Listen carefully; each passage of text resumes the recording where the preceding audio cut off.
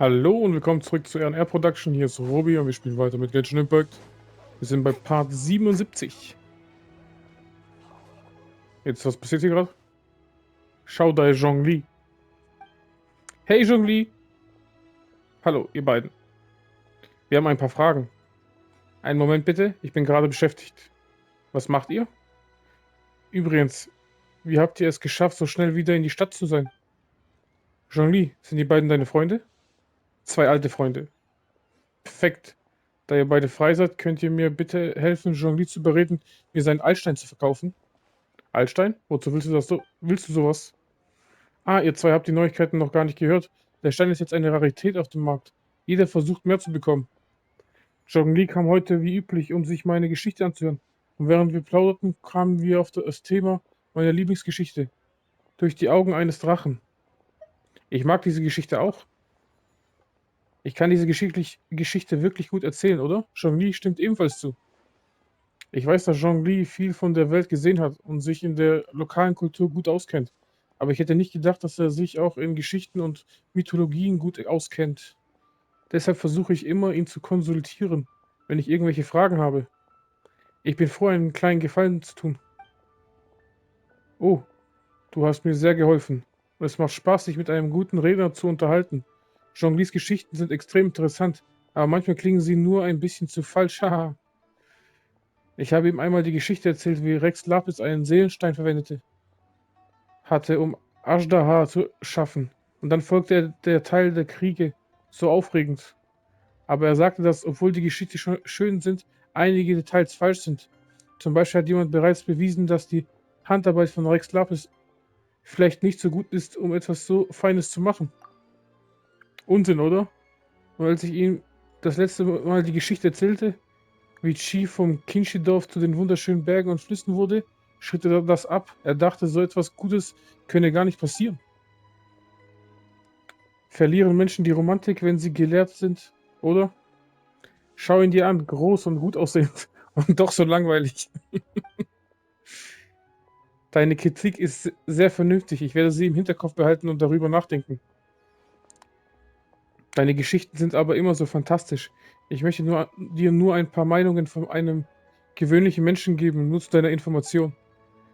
Geschichtenerzähler sind bekannt für ihre Weisheiten. Du verstehst dich, warum treue Zuhörer wie ich so oft hierher kommen. Natürlich, ich verstehe deinen guten Willen, Zhongli. Du hoffst, dass ich der beste Geschichtenerzähler in ganz Lio werde, nicht wahr? Du irrst dich sicherlich. Was hat das alles mit dem Altstein zu tun? Oh, Entschuldigung. Vor einigen Tagen hat mir jemand die Geschichte durch die Augen eines Drachen noch einmal erzählt. Ach, immer wieder langweilt dich diese Geschichte nie? Ein Klassiker ist immer ein Klassiker. Die Geschichte von Tian müssen sich immer an klassische Geschichten anlehnen. Das Erzählen von Geschichten ist ein Prozess der Schöpfung und Schöpfung brauchen Zeit. Du kennst mich sehr gut. Zurück zum Thema. An diesem Tag kam ein Minenarbeiter aus den Minen zurück, der meine Geschichte hörte, als er vorbeikam, und er hatte mir etwas erzählt. In der großen Kluft, kennst du den Ort? Dort gibt es eine besondere Art von Gestein, das sehr schön und elegant aussieht. Und diese Art von Gestein findet man in den langen Gängen der großen Kluft. Gänge, oder? Nennen es die Bergleute so? Vielleicht ja. Oh, große Kluft, was für ein mysteriöser Ort. Selbst eine so gebildete Person wie Zhongli hatte doch keine Chance, dort einen Besuch zu machen. Erst in den letzten Wochen wurde einige Bergbauprojekte genehmigt. Ich habe es von den zurückgekehrten Bergleuten gehört. Ja, das stimmt. Man sagt, dass sich die Steine in den Gängen befinden.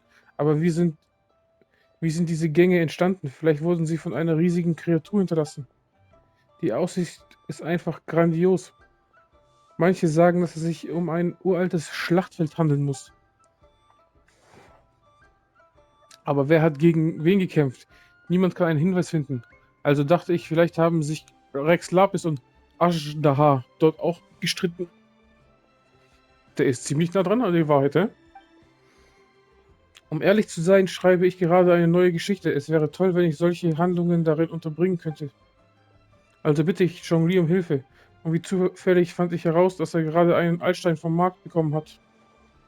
Schöne Augen finden natürlich schöne Dinge. Und ein schöner Altstein passt sehr gut als Symbol meiner Geschichte. Wenn er einverstanden ist, würde ich ihn dann wirklich gern kaufen. Zhongli, verkauft ihr ihm deinen Stein?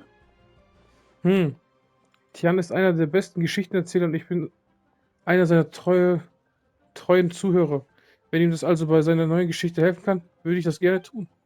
Was? Aber ich fürchte, dass dieser Stein Tians neue Geschichte unlogisch erscheinen lässt. Werte Anwesende, denkt bitte darüber nach. Hat Rex Lapis Ajdaha unterirdisch versiegelt?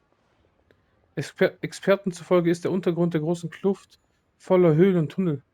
Wenn Ajdaha dort versiegelt wurde, wird er dann nicht ständig von Menschen gestört? Könnte das, könnte das sein, was Rex Lapis geplant hat? Natürlich nicht. Stimmt. Rex Lapis würde so etwas nicht zulassen. Genau. Seufzt. Eigentlich wollte ich meinem liebsten Faltfächer gegen den Stein tauschen. Hm, da ist eine Zeichnung drauf. Dieser Faltfächer halte ich gern in der Hand, wenn ich die Geschichte durch die Augen eines Drachen erzähle. Ein Drache, der durch die Welt fliegt, ein Ehrgeiz, der höher ist als das Firmament. Toll, das ist wirklich ein seltener Fächer. Paimon will auch einen. Hey, wir haben auch einen Altstein. Was? Will ihr dann bitte euren Altstein gegen meinen Fächer tauschen? Seufzt. Bitte sag so etwas nicht. Der Stein ist wertvoll, aber dein Fächer ist es auch. Solch ein geschäftliches Vorgehen würde nur den Sinn zerstören. Ach echt? Ich habe eigentlich mehr als einen dieser Faltfächer. Mit deiner eigenen Zeichnung hast du dieses Bild Gefühl und Sinn verliehen. Jeder, der deine Geschichte mag, würde sich über ein solches Geschenk sehr freuen. Wirklich? Du hast recht. Es ist eine große Freude, gleichgesinnte Freunde zu treffen. Ich möchte nichts anderes, als dass die Leute meine Geschichte mögen. Eigentlich hatte ich gehofft, sie an Menschen zu verschenken, die sie verdient haben, als ich sie gemacht habe. Und ich denke, ihr habt sie alle verdient. Ich sollte sie euch schenken. Bitte wartet hier auf mich. Ich hole sie.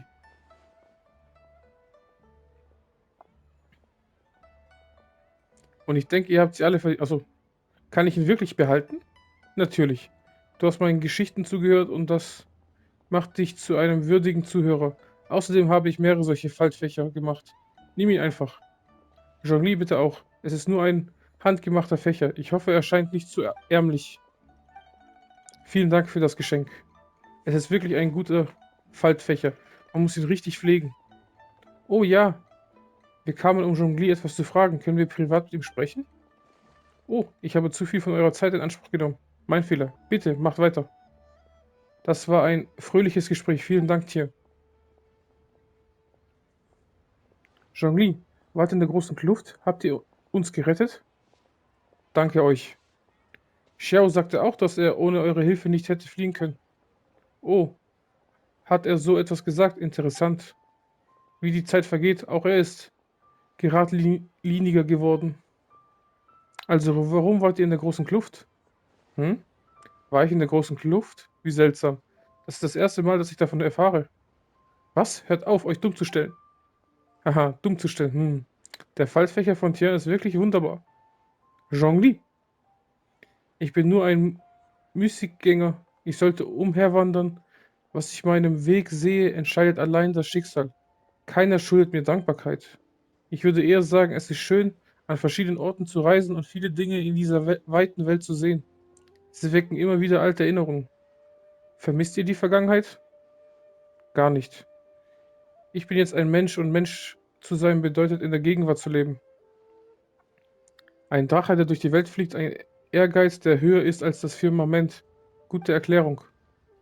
Das Glück wartet in der Ecke der Welt und die Schönheit verbirgt sich in den Bergen und Flüssen. Wenn man Zeit hat, sollte man reisen. Alter, war das eine komische Quest. Aber ich habe irgendwas bekommen. Nemo. Ich musste nur ein bisschen Quack-Quack machen. Das war wahrscheinlich die Quest, wo ich dann von Ashdahan danach kurz bekommen habe, gestern. Und ich wusste, mit wem ich dann labern sollte. Aber jetzt haben wir es ja. Neue Ankündigung, die ihr leider nicht sehen könnt. Drachenpracht im Frühlingsbrise. Keine Ahnung, was es ist. Wahrscheinlich ein neues Event. Zweites Album der originalen Musik. Auch nichts für uns. So, was haben wir hier? Numero 3. Mit einem verwobenen Schicksal. Sehr schön. So, damit haben wir alles. Ah, noch 3 Stück fehlen. Kriegen wir wahrscheinlich auch noch hin, hä? Aber Katastrophe. Dass ich einfach so aus Versehen ein Quest getriggert habe. Aber jetzt können wir das Wichtige machen. Genau den hier. Machen wir Tartaglia, weil ich ihn auch so gestern aktiviert habe. Deswegen werden wir auf jeden Fall machen. Weil ich kann in meinen Teekanne nicht rein. Was mega nervig ist.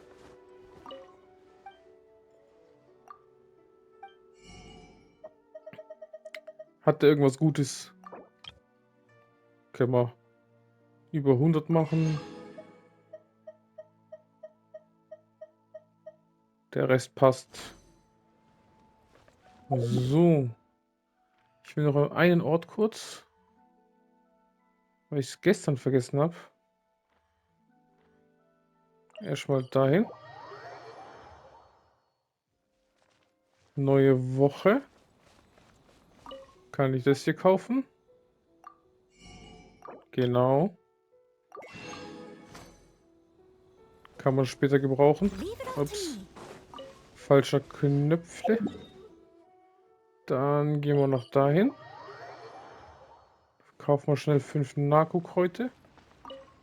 Die gehen immer zu kaufen. Perfekt.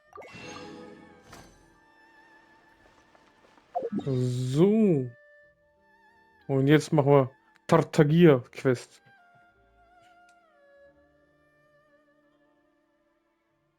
So.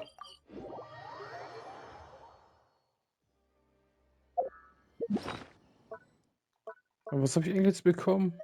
Irgendein Fächer, oder? Bringt irgendwas? Oder war es nur Deko? Ja, ist nur Deko. Da ist der Fächer. Ja, besser als nix.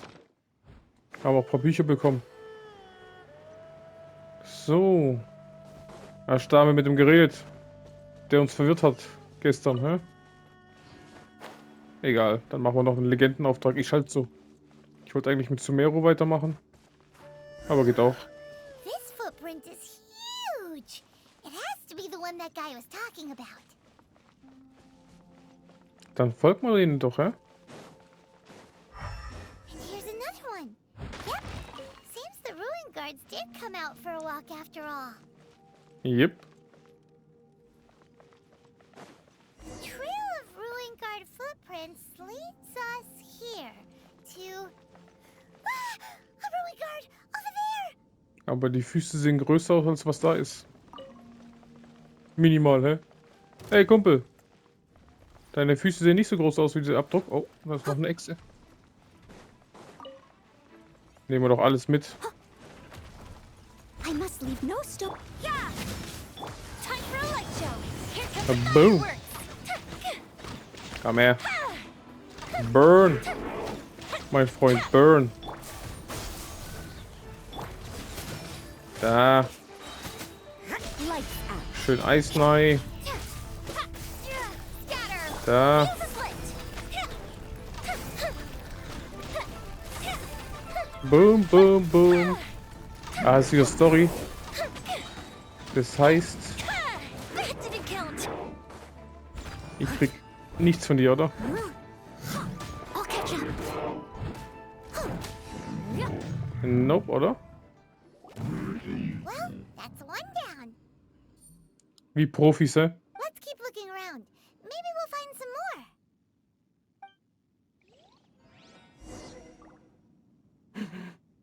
So schade. Oh, da blinkt was. schauen wir uns doch an. Dankeschön. Das gute Geo-Siegel.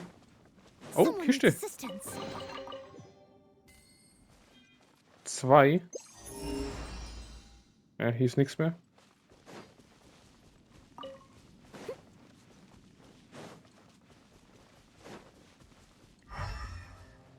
Ich sehe nichts. Ah, Someone da. needs assistance. Hey you! Check this out! Isn't it awesome? Kleiner, was machst du hier? What is he wearing? I've never seen one this close before. Have you ever seen one? Einige. Ja, es ist ein überwältigter Ruinenwächter.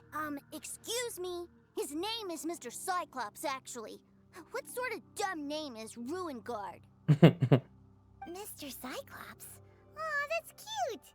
Wait, what? Do people seriously call them that? Yep, my brother said so. And he's the best toy seller in the whole world. It's his job to sell this kind of stuff. Right now, he's at the Institute for Toy Research in Liyue. That's where Mr. Cyclops has come from. It's always nice to meet someone else who likes toys. So tell me, where'd you get your toy from? Must be a pretty new kind, huh? I've never seen one that can fly and talk before.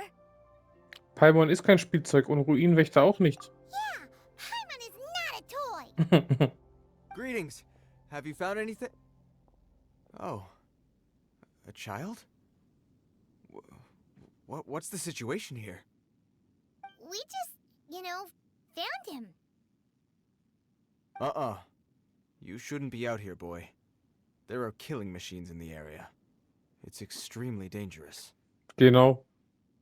Killing machines? You mean ones that look like this? Precisely. And including this one. It's not moving now, but if it were to wake up, the consequences would be...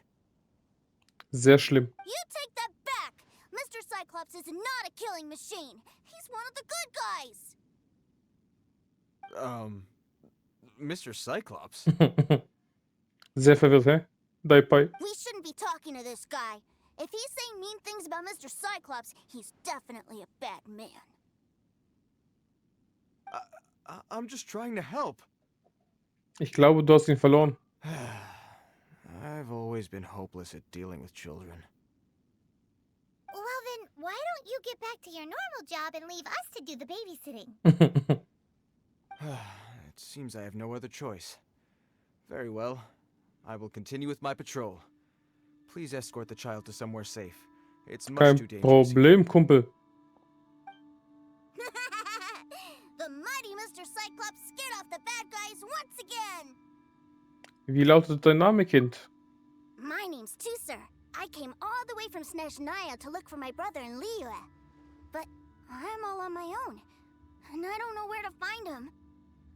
Wie bist du hierher gekommen? You came all the way from Snezhnaya? Oh, I think this is the part where I give you this. Here you go. What is it? Looks heavy. What the? So viele Mora? My brother said I should take it with me. He said, find a nice person to give this to, and they will take good care of Tusser. Your brother makes a good point.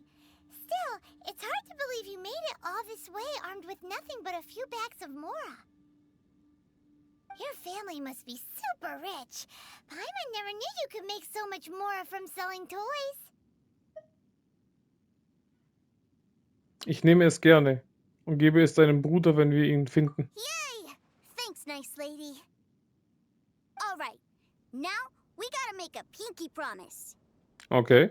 You make a pinky promise, you keep it all your life. You break a pinky promise, I throw you on the ice. The cold will kill the pinky that once betrayed your friend. The frost will freeze your tongue off so you never lie again.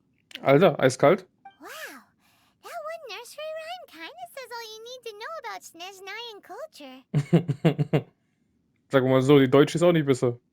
Mit den ganzen Geschichten von damals, wo Kinder verbrannt, gefressen von Hexen oder weiß ich. Alles Mögliche, hä? Dass die Kinder immer Angst bekommen. Finger abschneiden. Well, if we weren't your babysitters before, we sure as heck are now. But where should we look for your Die Bank des Nordens. Great idea. All right, off we go. Oh, right. Finally, now I get to see my brother.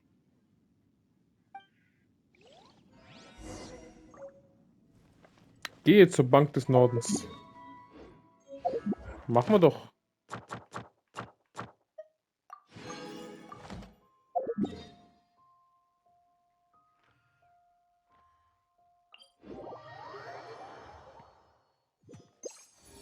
Oh.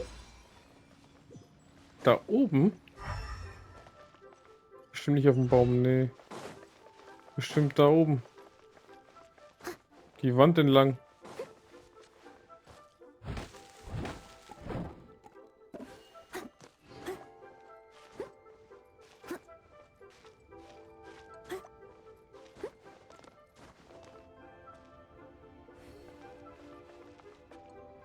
Hm.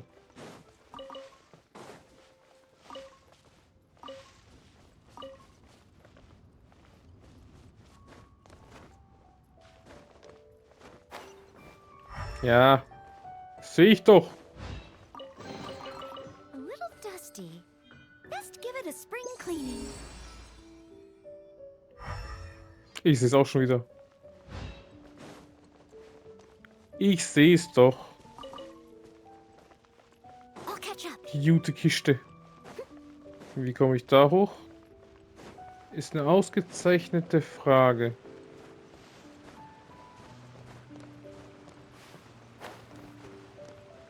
So.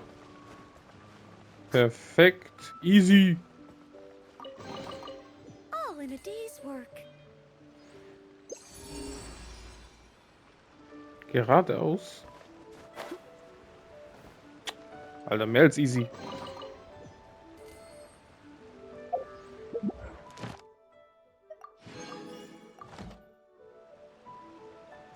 Jetzt habe ich kein Ding mehr. Jetzt gehen wir zur Nordbank. Someone needs assistance.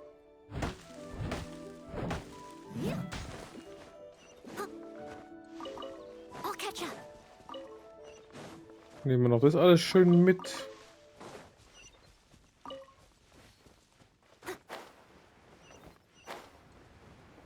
Ja, perfekt.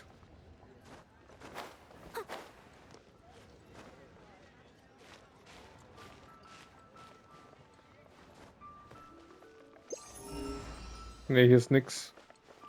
Ich habe gedacht, vielleicht.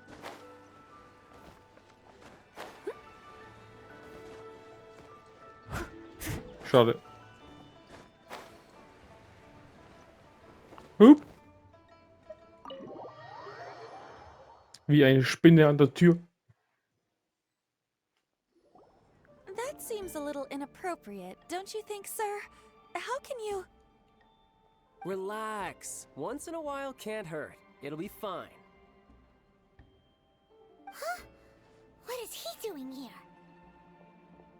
Yay, my brother! I found you! I know that voice. Why, if it isn't my little brother too, sir. My goodness. What a nice surprise, too, sir. I thought I would have to wait till I return home before seeing you again. Hast du keine Sorgen gemacht, wie er gekommen ist? How are the others? Sister Tonia and brother Anton? Is everybody keeping well? Tonia, das würde eher dann Tonja heißen, oder? Tonia hört sich so falsch an. They miss you a lot. Tonya prays for you every day at dinner. Wait a second. What are you doing here in Liyue, Tusser? How have I not heard anything about this? Well, what happened was, I saw a boat that looked like it was selling toys, so obviously I thought you were on board. And then, when I got off, I just kept walking and walking, and then I found a Mr. Cyclops. Eiskalt. Mit Glück einfach hier angekommen, hä? Mr. Cyclops scared off a bad guy, and then I found this nice lady to help me come look for you. Tusa ist also ein blinder Passagier. And also, Tooser is Child's brother? Cool. Suddenly Paimon doesn't feel so bad about taking Tooser's money.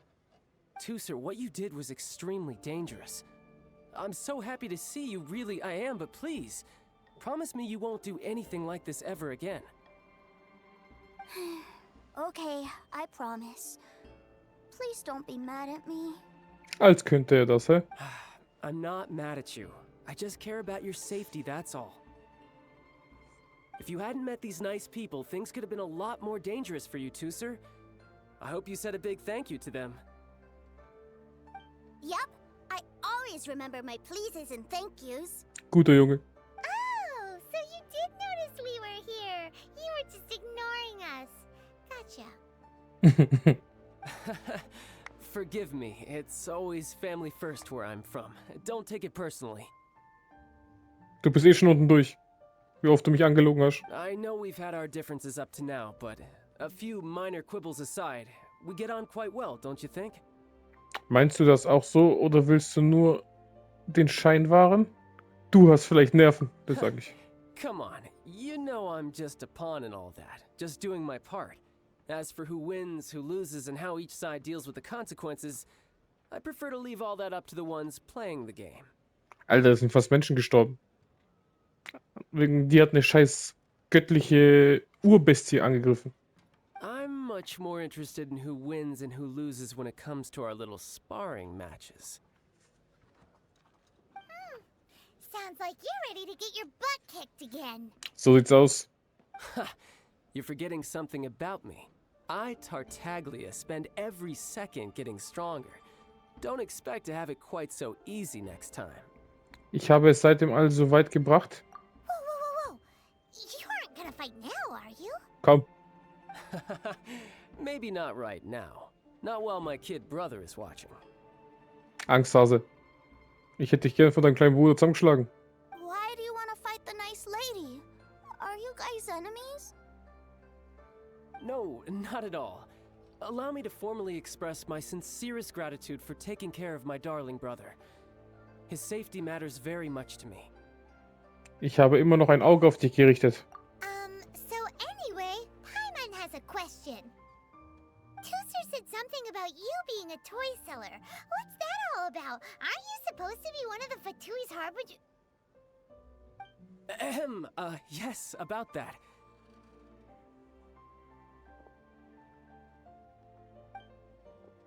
Shh, look. I only told him that so that he'll look up to me. In the eyes of a child, working with toys must be the best job imaginable, right? I don't want my family to have anything to do with the Fatui's, or should I say Snezhnaya's, darker side. The older ones already know that I serve the Tsaritsa, but Tooser is still so young, and in his eyes... Also wo das schmutzige Geld herkommt, soll keiner wissen, ey. Hauptsache die Kleinen haben was zu essen. Verstehe ich. Würde ich vielleicht auch so machen. Weiß ich nicht. As I was saying, I remain Snezhnaya's greatest expatriate toy seller, currently attached to the Liyue branch of our Institute for Toy Research. That's right. My brother's the greatest. He's Mr. Cyclops' bestest friend. Just humor me in front of Tooser, if you would be so kind. Wieso sollte ich, hä? Hast Glück, dass ich Kinder mag. Ah, yes, Ekaterina. I will deal with the issue of that outstanding payment right away. Hey, slinking off, are we? But Master Child, would it not be a little improper to ask you to deal with debt collection? A bet is a bet, isn't it? And if you lose a bet with an agent, well, you might as well get a little exercise out of it. Are you going off to sell toys now? Die harten Toys, wo wehtun. That's right. As much as I'd love to catch up a little longer, Tooser, duty calls. I'm sure Miss Nice Lady here will be happy to keep you company while I'm out, though. Hey. So we still need to keep babysitting for you? Sure! I really like this lady. And anyway, she made a pinky promise to take good care of me. Ah, well, it sounds like Tooser really likes you, and that you've already made a pinky promise to take good care of him anyway. Sie gehen jetzt zusammen auf mich. Ja, sicher. Then I'm in your debt. Here, take this as Tooser's entertainment fund. I want him to have a good time while he's in Liyue, so take him anywhere he wants. If need be, you may find me by the river near Qingshu Pool. I'll see you both around.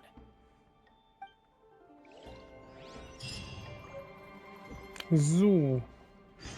Kleiner Tuser, was machen wir jetzt?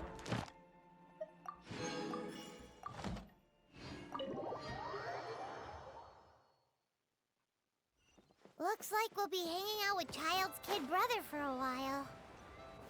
So, where are we going to play first? How about we start with the toy store? Let's go.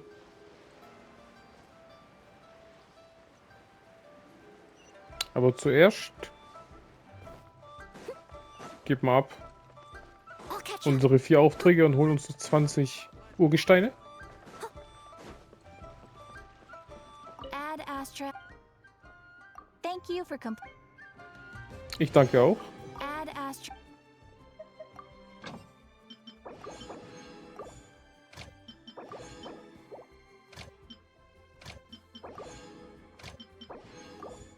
Easy.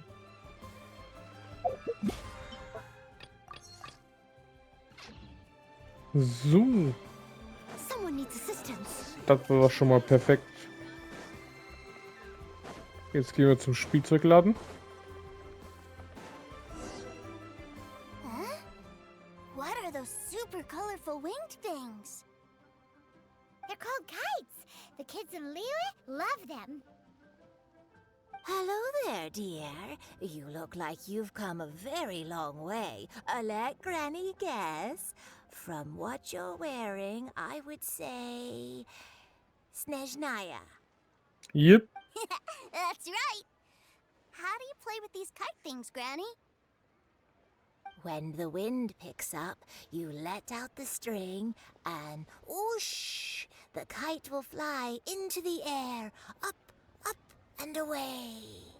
Wunderschön. Wow, that's amazing. Do you have any Mr. Cyclops ones? Mr. Cyclops, I'm sorry, I want to fly Mr. Cyclops high into the sky so all the kids can get to know him. Well, I can do custom builds, but I'll need some amount of reference material. Nichts leichter als das. Will this picture do? I drew it myself. I bring it with me everywhere. I'll manage. Still, I must warn you that custom builds can really be quite expensive. Kein Problem. We should be fine. Child was pretty generous with that entertainment fund. So sieht's aus. But then again, throwing money around willy-nilly is, kinda irresponsible. Was meinst du wirklich damit? Well, so, yes, technically speaking, these funds are earmarked for Tooser's entertainment. But if there's any left over when we're done, Ach, Paimon, immer diese geldgierigen Hintergedanken. either way, it's time to talk prices. Aktuell vorhanden 35.000. Mach mal 11 und 888. Könnte Glück bringen. Fine, fine. I've neither the time nor energy to bargain with you at my age. I suppose this price will do. Perfekt. Thanks, Granny. Worry not. Just leave it to me. No problemo. For our next stop, why don't we head to One-Man Restaurant? It would be a mighty crying shame to come all the way to Lille and never try the food. Genau. Kultur und Küche vor allem muss man immer genießen. Wenn man irgendwo hingeht, Neues. Hello, welcome. Table for 3? This restaurant has a really choking smell. A choking smell? Oh, you must be referring to our signature spicy chili scent. Spicy chili? But I can't eat spicy food. Wir machen ein bisschen. Oh, what a pity. A person who can't eat spicy food misses out on half of life's joys. Is it really that bad?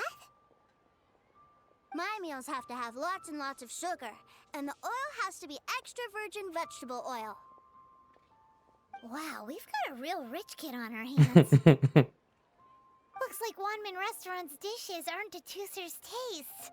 Maybe we should go somewhere else. Will that be all? Any more special requests? What do you mean, Chef now? Der macht alles. Giving the people what they want is the very reason Wanmin Restaurant exists. If I thought for 1 second that I couldn't make a dish to satisfy this child's tastes, I would have absolutely no business calling myself a chef ever again. Whoa, there seems to be a lot of professional pride riding on this. Then we'll leave it to you, Chef Now. We'll be eating here after all. Sure. But let me say this first. Special requests are going to cost you more than normal. Ja, nichts leichter als das. Of course, we aren't going to demand prices anywhere near as exorbitant as the likes of Lily Pavilion or Sunya Kiosk.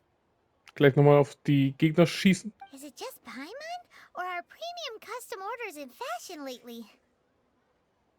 Still, surely there must be a little room for negotiation, right?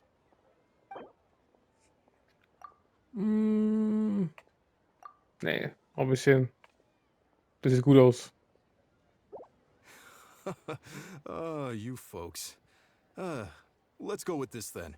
Any more haggling and we'll ruin the other customers' appetites. So sieht's aus. Thanks, Chef Now. Please sit wherever you like. Your food will be here shortly.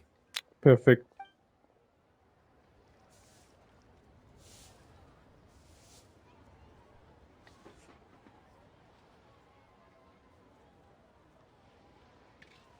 Ugh. It was a little too sweet. Paimon feels a little sick. I thought it was just right. Almost exactly like how my sister Tonya makes it. But this doesn't feel right somehow. Didn't we bring Tooser here to try Liyue's specialties? Whatever. So where do you want to go next, Tooser? Ich bin gespannt. I was so caught up looking for my brother when I first got here that I didn't get a good look around. Good idea! The hustle and bustle at the wharf is a specialty of Liyue Harbor too. Jetzt schauen wir uns schöne Schiffe an.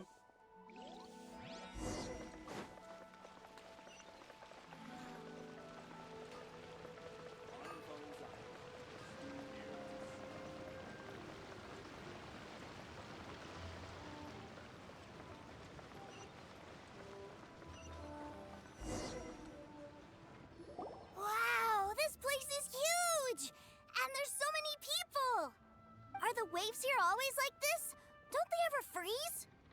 Nee, ist nicht wie ein Schneeschneier. Da oder? Ah, genau. Drachengrad ist Eis noch, gell? Sonst haben wir eigentlich keine Eisflächen. Ja, Schneier wird das erste Land, so richtige. Ja. Wo viel Eis ist, ne? Given Liyue's climate, the area around the harbor's mouth probably never gets cold enough to freeze. Oh. Ich hoffe, es ist nicht so wie Drachengrad. Drachengrad hat mir nicht so gefallen. Das Eis war so ein bisschen nervig. Dass du immer frierst, dann musst du dich aufwärmen, erfrieren, aufwärmen. Paimon is kind of the traveler's exclusive personal tour guide. But since this is a special occasion, Paimon can make an exception to help Tooser get to know the place. This place is Liyue's commercial hub, and it's been the biggest port in the Seven Nations ever since it was decided that Liyue would take on the world through trade. Other than merchant vessels, many fishing boats and industrial transports dock here to replenish their fishery supplies and daily necessities, which, thanks to the immense throughput capacity of the wharf, Paimon, Tuse wird kein Wort verstehen von dem, was du sagst. Yeah, Paimon can't remember how the rest goes anyway. Well, guess Paimon will just have to explain this Paimon style. So this harbor is like Tevat's mouth, and it's the biggest mouth you've ever seen. All the nations float their boats over the sea into the mouth. The harbor goes nom nom nom nom and has a taste of each boat and the cargo it has on board. Then Lehigh Harbor rubs its big round belly in satisfaction because it's all stuffed full of delicious mora. So beschreibst du Durchsatzkapazität. Hey, what's that big metal hook over there? I want to see. Wait, Tooser, don't run off. After all that, he wasn't even listening. Die Erklärung war zu hart. Selbst für mich, Paimon.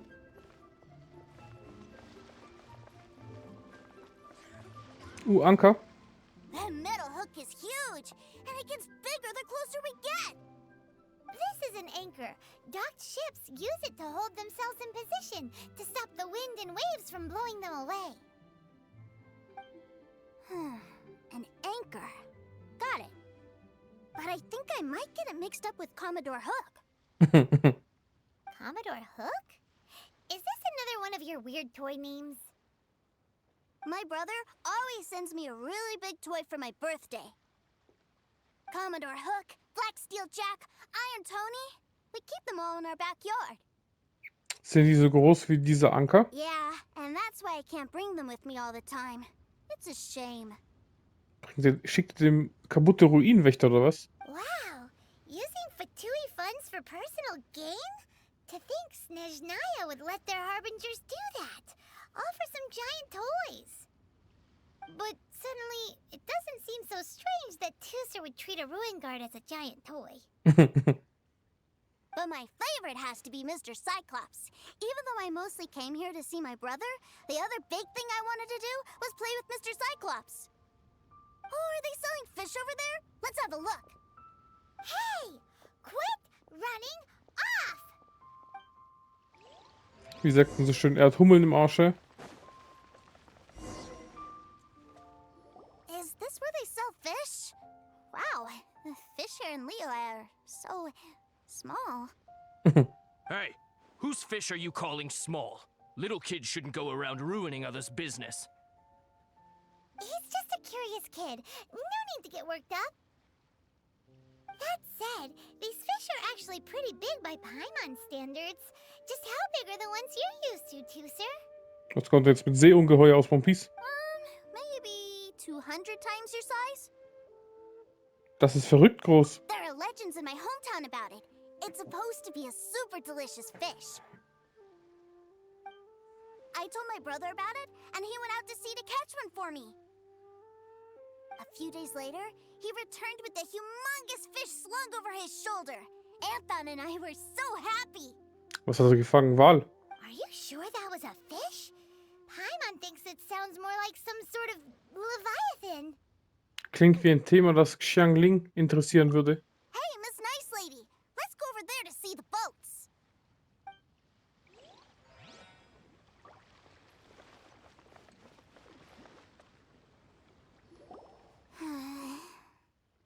What's wrong, Tooser? Are you tired? You don't seem so happy. I miss my brother. Jetzt schon? What? But we were just with him. Yeah, but for such a short time that it doesn't count. Take me to see my brother. I don't want to play anymore. So sind Kinder nun mal. Anscheinend haben wir keine andere Wahl. Well, we've played with Tooser long enough, haven't we? Paimon thinks we've tried our best here. Child said that he'd be by the river near Chingshu Pool. Why don't we look for him there? Los geht's. Yay! Let's go! Let's go! Komm, du kleine Nervensäge. Bringen wir dich zu der großen Nervensäge.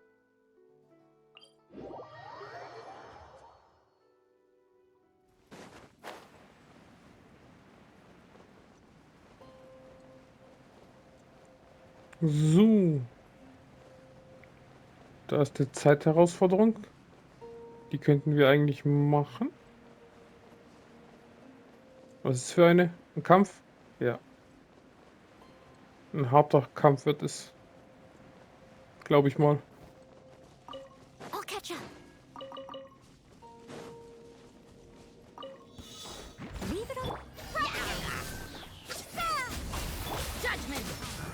Judgment. Geht doch. Perfekt.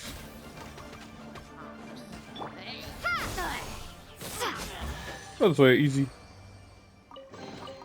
I'll keep this close. Das war easy.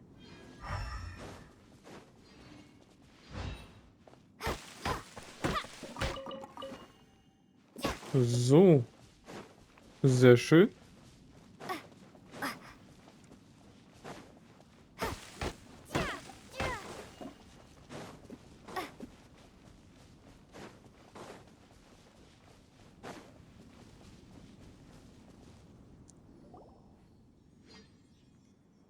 Found him! There's Child! Wait, he's talking to the treasure hoarders? You know what I'm here for, I trust. Oh, you got lip. Making us guess, are you? If you want to join up, let me just say this first. Dandy kid like you ain't welcome. Oh, what a commendable imagination.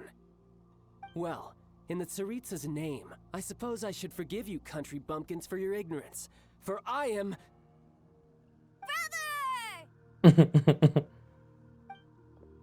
You're selling them toys, aren't you, brother? That's so cool. I've always wanted to watch you work. Jetzt bin ich gespannt. Well, why, yes, of course. For I am, the greatest toy salesman in Snezhnaya.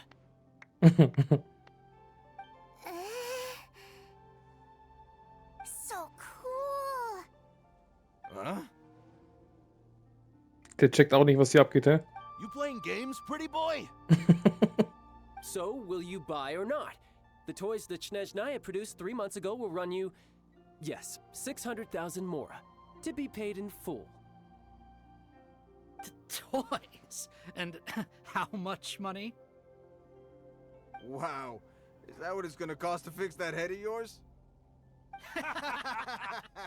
Jetzt lachen die noch. Look at that! Spreading joy and laughter to everyone. That's what toy selling's all about. I'll say it again. Toys from Snezhnaya, 3 months prior, 600,000 mora paid in full. Yeah, no. Sorry, salesboy. The same joke isn't funny twice. Or were you always cruising for a bruising? Alright then, I'll make things a little easier for you. I'll join the treasure hoarders. Perhaps you'll be more willing to pay when we're brothers in arms? Would you listen to yourself? You think we just let any old person into the treasure hoarders? I'm not so sure you could hack it. Well then, why don't you put me to the test, dear seniors? I like to think of myself as quite talented in the field of treasure hunting. Muss ich jetzt ein bisschen zusammenschlagen? Looks like you're not gonna pack it up until someone packs you in. Alright then, show us what you got. Truth be told, we've set up a shop here because there's a fine little loot cave nearby. But the treasure hasn't been easy to get at. We've been at it for 2 days now. If you think you're up to snuff, why don't you have a crack at it on our behalf?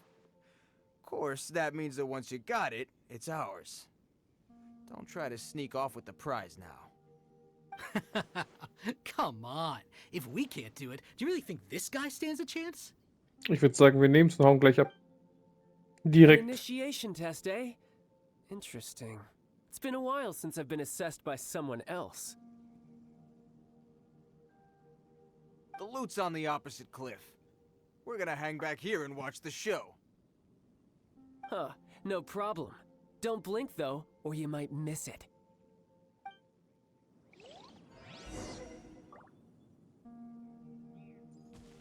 Natürlich auf I Zeit. could get used to this.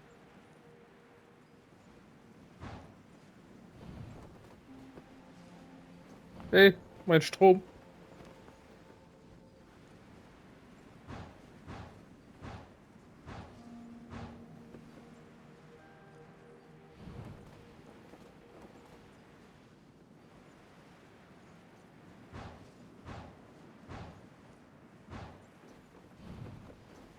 Ich dachte, er greift mich an.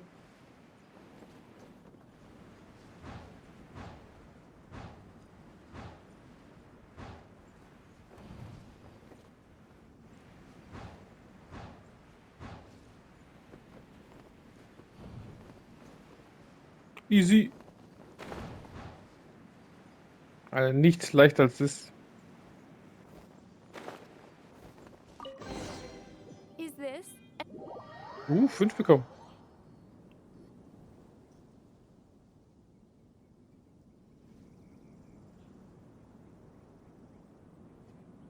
Ruckzuck, hä? Well, I have the goods. Here you go. So how'd I do? Pretty well, I'd say. Brother, what do we do? This fellow isn't normal. Merkt ihr jetzt? Please, hold on a moment, sir. We need to discuss something amongst ourselves. Auf einmal Sir, hä? He ain't here for an initiation. He just wanted to show off. Honestly, we'd be no match for him if he wanted to fight. Guys, do you think that maybe we're being robbed? I don't know. Surely he wouldn't have come here all dressed up like that if he was only after us. Unless maybe his words have hidden meaning. Snezhnaya, 3 months, 600,000. Oh, I get it. It was insider talk. I remember that the boss took out a 600,000 more a loan from that Snezhnayan bank about 3 months ago, and still hasn't repaid it. Oh. So this guy must be the debt collector.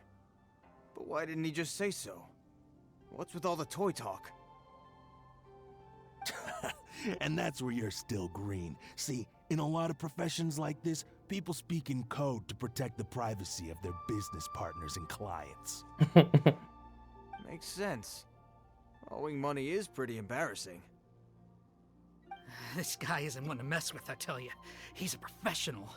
Way too professional. So, Mr. Salesman, my apologies, but we can't have you joining us. Oh? I didn't pass? I must say, I never imagined that the treasure hoarders would have such strict entry requirements. No, it's not that. What we mean is that you're too big a fish for our little pond.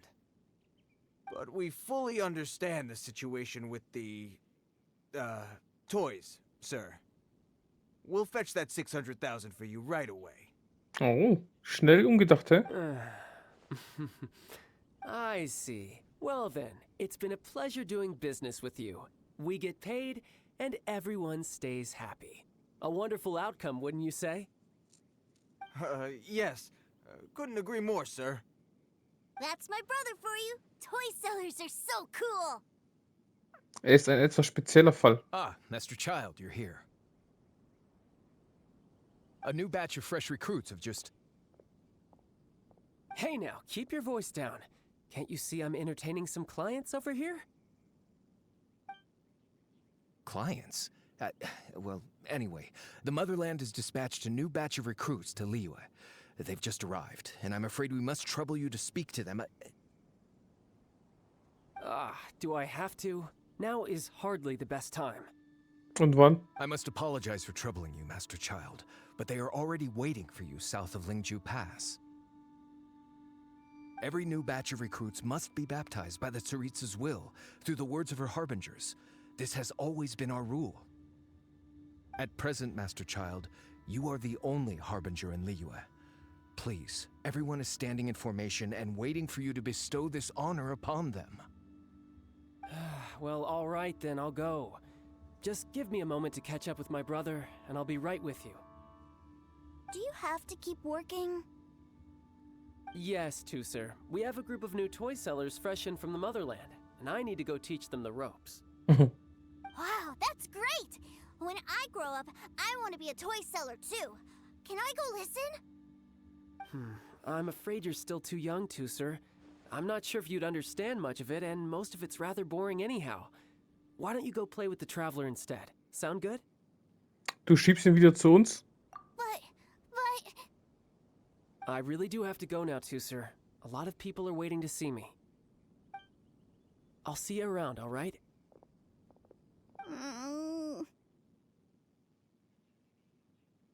Child really dotes on his brother. But now he's gotta ditch him again. Must be a really tough job. Ich denke, dass das Versteckspiel das schwierige Teil ist. Yeah, you're right. He hasn't done himself any favors with the whole toy seller cover story. To think he'd go this far just to prevent his family from seeing his dark side. Es ist ein bisschen zu beschützend. Maybe. But he has good intentions, doesn't he? Wait. Where's Tooser? Schon wieder weggerannt. We were too busy chatting. Where'd he go? Ist mir nicht aufgefallen. Ich vermute mal, er ist abgehauen, um seinem Bruder zu folgen. Seems likely. Tooser did seem really eager to hear his brother's speech. Either way, let's head over there first.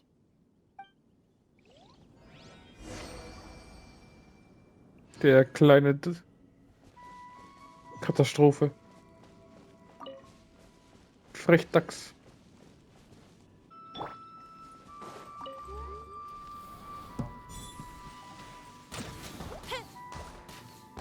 Wunderschön. Ooh, let me open it.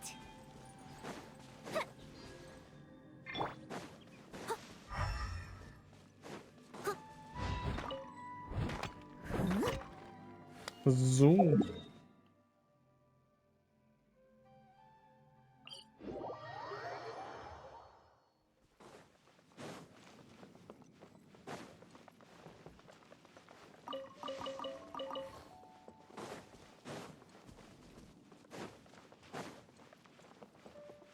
Und wer ist hier? Ist das Jungen Pass? Irgendwie habe ich es weiter oben im Kopf. Oh.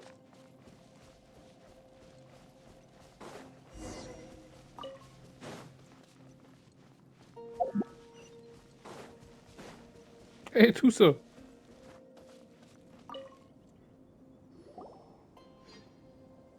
Tooser, so you did come here. Renn ja nie wieder so davon, junger Mann. Shh, quiet. My brother's giving his speech. Egal, schrei ihn an. Er hat's verdient. From this day forward, you will honor the oaths you have made to Her Majesty the Tsaritsa, and you will stop at nothing to bring Snezhnaya victory. You shall sweep through this land like the icy winds of the furthest north, as strong as the hoarfrost of Zepelyarny Palace. You will chill the very marrow in our enemies' bones. Her Majesty expects of you loyalty, ruthlessness, and meticulousness. For the trials that we face are harsh, and our enemies are like...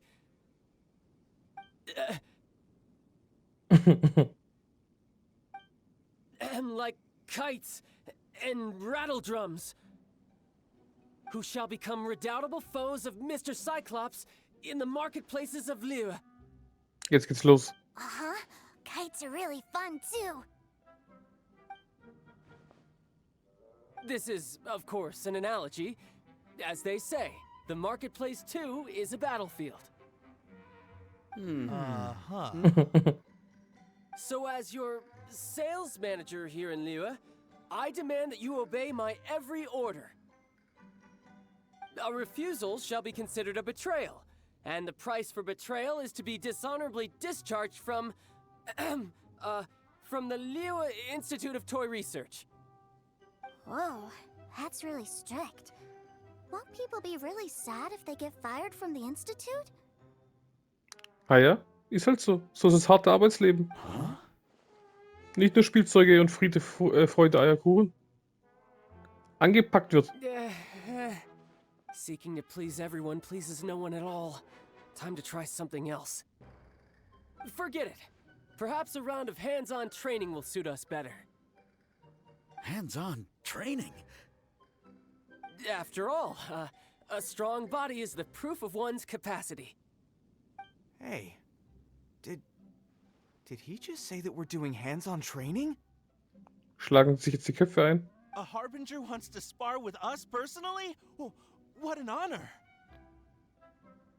I can't believe it. Are recruits like us really worthy? Am I hearing a hint of objection to this idea? Not at all, sir! That's the spirit. Now come at me, you lot. Muss jetzt sie alle zusammenschlagen? You'll get frostbite. No time to lose. You're mine. Yeah. Ui. Yeah. Ui. Amateur mistake. As a good knight should. Scatter! You can't run! Time for a light show. Oh Mann.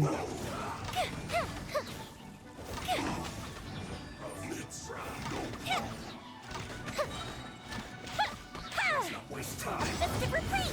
Boom. Judgment. Judgment. Fuse is lit.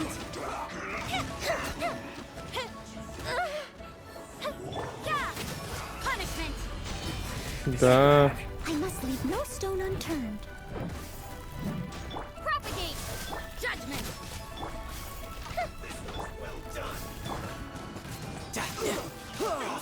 Geht doch. Who's next?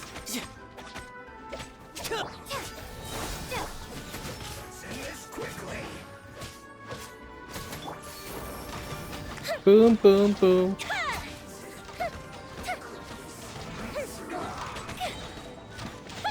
Geht doch. Ah, noch mehr Gegner? Scheiße. Go Bishop down. Leave it all to me. Time for a light show.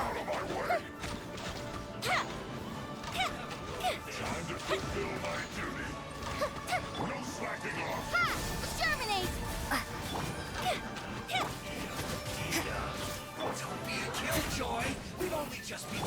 Propagate. You can't run. Shiver. Alle einfrieren, alle zerstören. Gut, einer ist down. Zweiter ist auch down. Und der ist auch weg down. Perfekt. Brace yourself. Easy. Well then, do you all understand what I said earlier? Yes, sir! Excellent. And you all almost managed to get me limbered up. In other words, you've done well for new recruits. Thank you, Lord Harbinger! All right, hush now. Now then, I wish you all glorious victory for Snezhnaya, for Her Majesty the Tsaritsa, and for yourselves. Ich bin echt gespannt, was sie für eine Person ist, diese Zarin. Weil sie so verschiedene Charaktere unter sich hat, diese Harbinger. Von komplett bösartig bis hin zu wie einem Child. Der irgendwie gut im Herzen ist, aber dann irgendwie auch nicht. Dismissed! Brother, you are amazing. Oh, Tusser, what in the world are you doing here? There I was thinking that the Traveler had taken you to play at Wang Shuin. Yikes, that's some terrible acting. Du bist wirklich stärker geworden. I told you, didn't I? I never pass on an opportunity to improve my strength. I'm not the man I was when we first met. Hast du nicht meine schwarze Rüstung irgendwo gesehen? You must mean my foul legacy transformation. It puts a great strain on my body, so it's best saved for crucial moments. Also gegen uns. I still haven't fully recovered from the injuries I suffered when I used it at the Golden House. Anyway, I'm no Senora. I don't use lethal force against recruits. Come on now. Signora ist weg, gibt's nicht mehr. The foul legacy transformation? Does it make you stronger than Mr. Cyclops? Einiges. You could say that. I want to learn to fight too. I want to be cool like you. Now, Tusser, fighting isn't about looking cool. You can only continue to get stronger if you know the reason why you're fighting. Ja, und er macht's wahrscheinlich für die Geschwister, ne? I can teach you, but think carefully first. Why do you want to fight?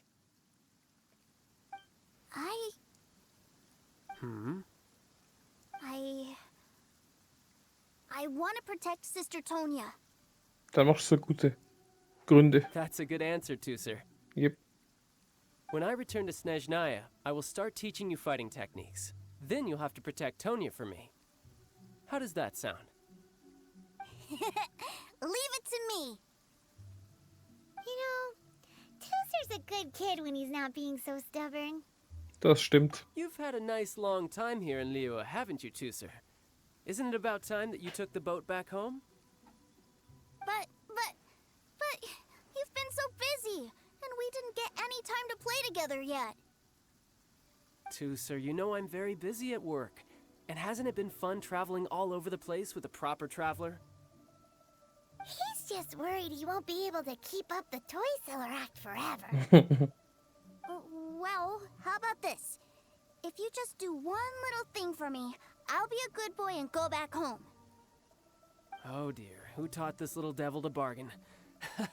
Alright, what'll it be? Take me to visit the Institute of Toy Research. Do you think he means that ruin that the Millilith was talking about?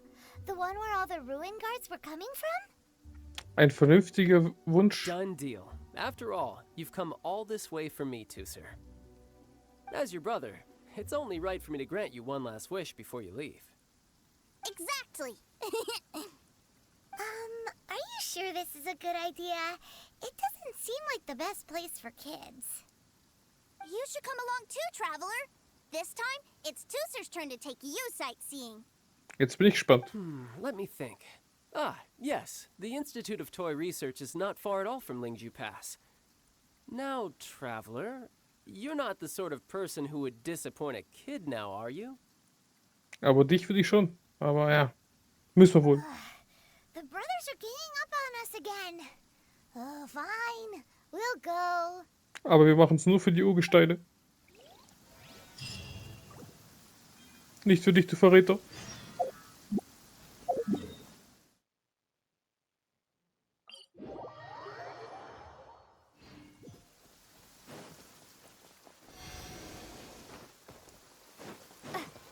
Heilen können wir. Hab ein bisschen was abbekommen.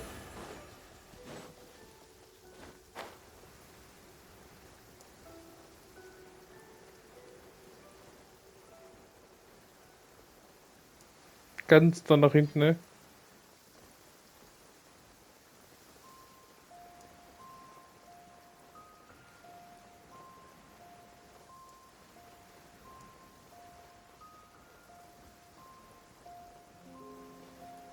Oh. Da haben wir ja.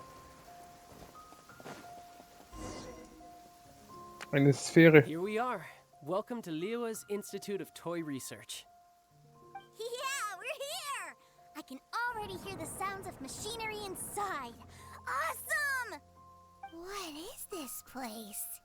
And how do you know about it? Based on my limited understanding, I believe this is one of Dottoro's research facilities. Oh, der passt. Dottore is another one of the Fatui Harbingers. He loves tinkering with old things. It's a personal passion of his. So, he converted these ruins into a Ruin Guard research lab. Huh? So the ruin guards are built by the Fatui? No, they have much closer connections to the Abyss. So, strictly speaking, they're as much our enemies as anyone else's. We just do research, nothing more. As to why the Ruin Guards have been moving outside of this area recently, I can only imagine that he's gotten bored of playing around with them and has lost interest in this place. Wow, yet another harbinger with a bad attitude. Ich sag mal, der Tode, dieser heißt, den mag ich gar nicht. Was denn Sumeru noch machen wird? Ich glaube, der ist ja auch ziemlich krass, ne? But at least this explains why you were totally okay with bringing Tusser here. Seems you did your homework ahead of time. Well, I wouldn't go quite that far. I actually have no idea what this place is like on the inside. Wait, so are you or are you not worried about your brother's safety? Of course I am. But no matter what the danger is, I will parry it. Isn't that what any older brother would do? Ja, aber der würde ihn nicht mitnehmen zum gefährlichen Ort. Even Tusser understands that, now that he knows what he's fighting for. It's the very same reason that's been nestled in my own heart for so many years. What are you guys chatting about? Come on, let's go in! Genau, let's go. All right, follow me.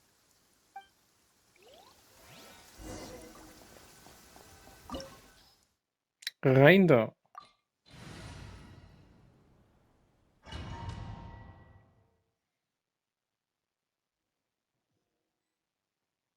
Doppelchild. Someone was saying that Mr. Cyclops is a killing machine. Were they now? What a silly thing for them to say.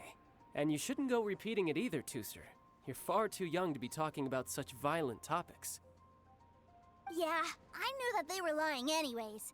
Mr. Cyclops is here to defeat the bad guys and protect the world. He's my favorite toy. Right. With Mr. Cyclops around, the bad guys won't ever get you. That's right. Okay, I'm going to go play with Mr. Cyclops now. Hey, Tooser, wait up! The door's shut. Will Tooser be alright? Guter großer Bruder. There's another path over there. Let's move. Deswegen nimmt man Kinder nicht auf solche Sachen mit. Voll verständlich. Unser Tartaglia. Nicht die No hellste. time to lose.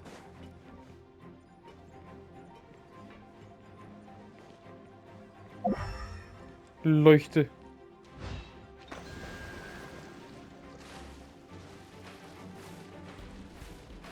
Ich hab's nicht geschafft. Bring it on.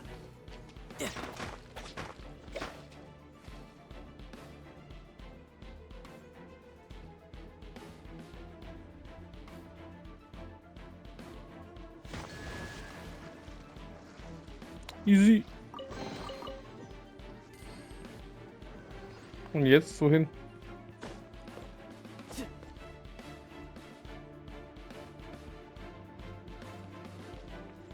Yep. Yep. Yep.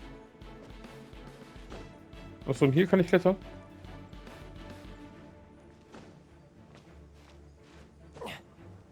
Yeah. Hm.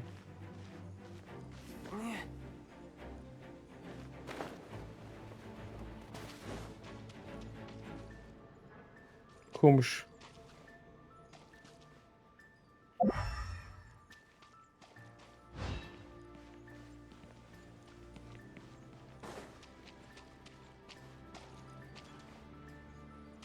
Da war eine Kiste.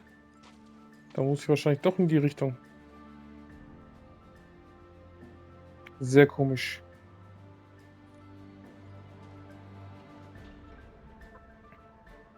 Tidal wave.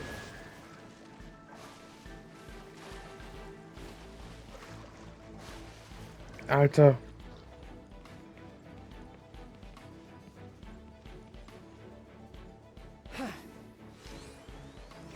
Ach so. So leicht könnte es gehen. Nicht nachgedacht, hä?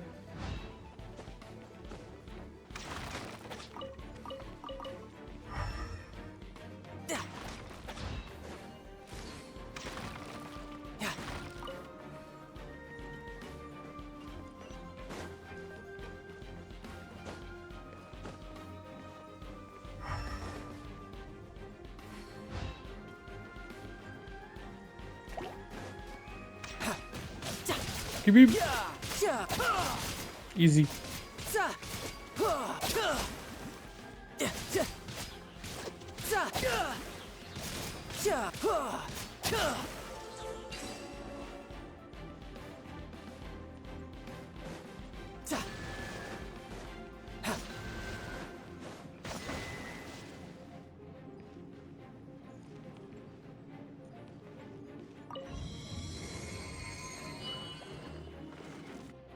Oh, the door opened.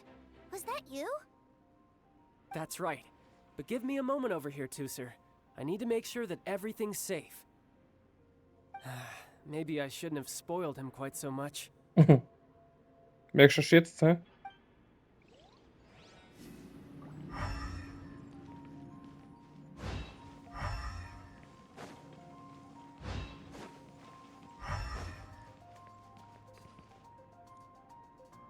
Those ruin guards have all been strung up.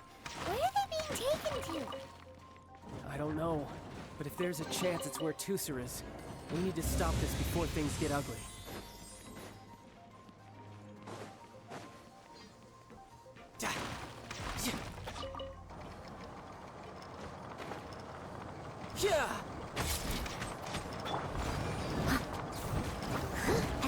made wood. Judgment. Judgment. Yeah, you're mine. Komm her. Einer ist down, zweite. Und dritte. Hört nicht auf, ey.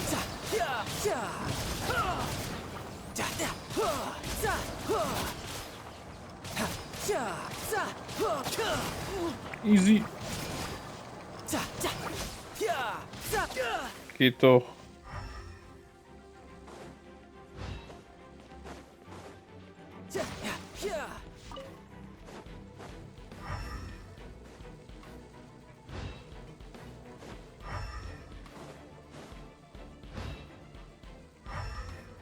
No time to lose.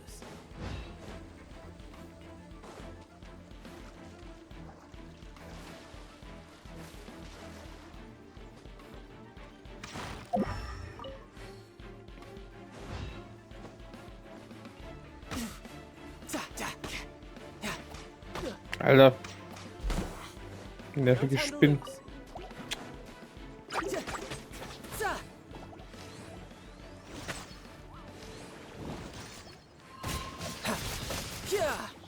Schnell, schnell, schnell zerfetzen. Geht doch. Alles voll hier.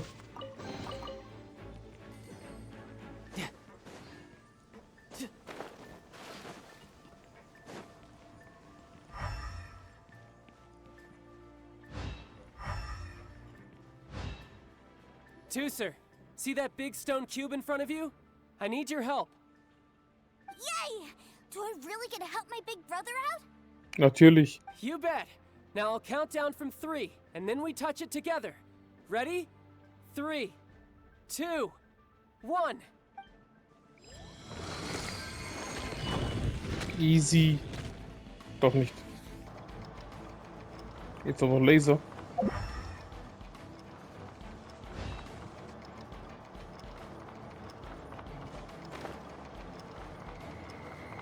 Hui.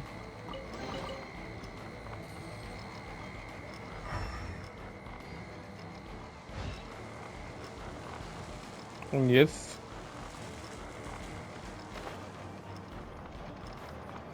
Hui.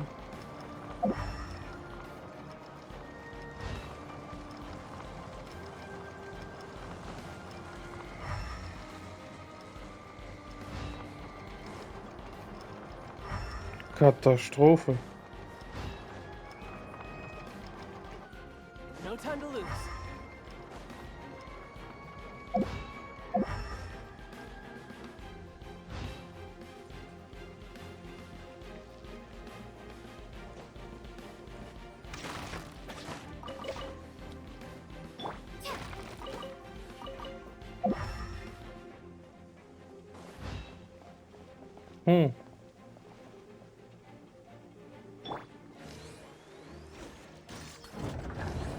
Geht doch.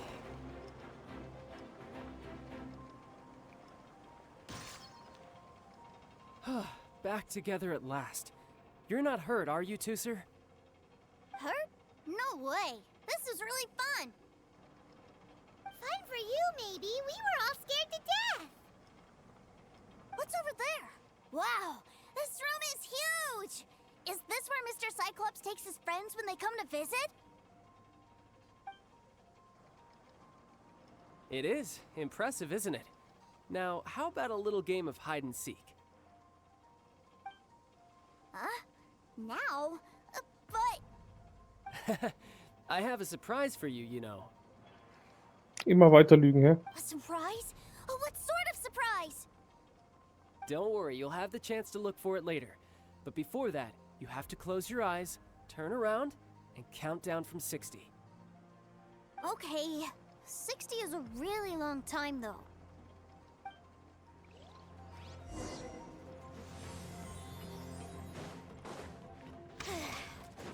$60, $59, $58. There's not much time. Let's clear all these hazards out. Komm. You can't run. 48, 47, 46, 45. Are you guys okay? What's all Ah, ja. that crashing and banging? Don't worry, it's all part of the surprise. Ui, der hat gesessen. Steady as stone.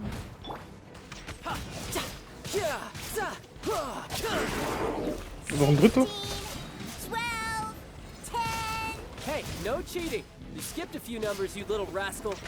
You noticed. Alright, alright. 15, 14, 13. Oh. Schaff ich das nie im Leben?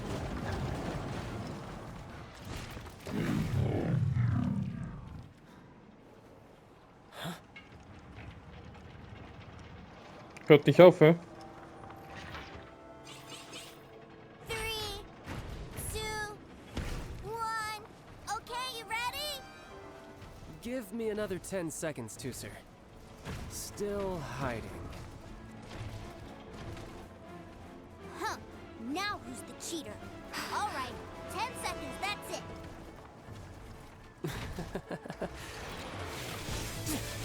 10, Mhm. 9, 8, 7, 6, 5, 4, 3, Als die Form zu kämpfen wäre auch geil irgendwie. 1. Coming, ready or not?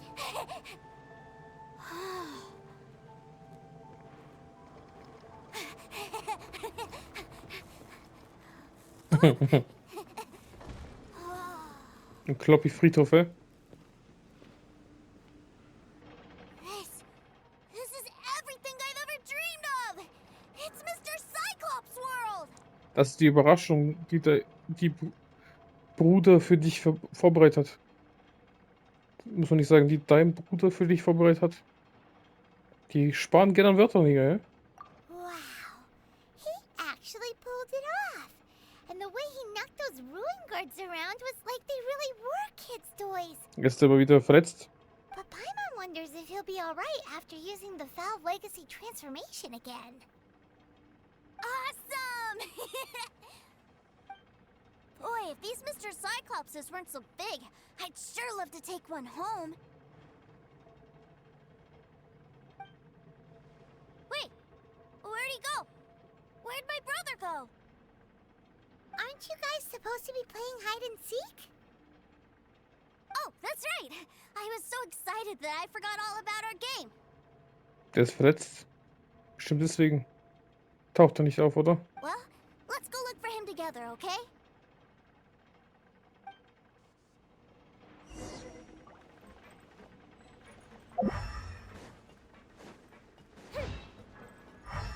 Ist hier irgendwo eine Kiste? Sieht nicht so aus. In dem Secret-Raum hier? Nee, auch nicht. It's a good thing that you two found me first. Looks like using the Foul Legacy transformation while I was still injured took more out of me than I thought. I have no idea what I'd do if Tooser saw me like this. Look at me, deflated as a burst balloon. Du hast keine Angst, dass ich dein Leben direkt hier beende? As I recall, you have siblings too, yes? I figured that you probably wouldn't take me out in front of my little brother. Really milking this situation, huh? Und wenn du uns kennen würdest, würdest du auch wissen, dass wir nicht jemanden umbringen, der wehrlos ist. Like I said, I can never pass on an opportunity to test my limits. And that's why I, Tartaglia, am always getting stronger. Anyway, childhood dreams are all too easily shattered. Even if you just leave them be, they will fall to pieces all by themselves. So someone has to protect them, right? If you make a promise, you keep it. If you make a mistake, you apologize. Du hast immer noch nicht Entschuldigung gesagt zu uns, wie oft du uns verraten hast. And if you give someone a dream, you defend it to the end. That is what family is all about, isn't it? Remind you of something, did I?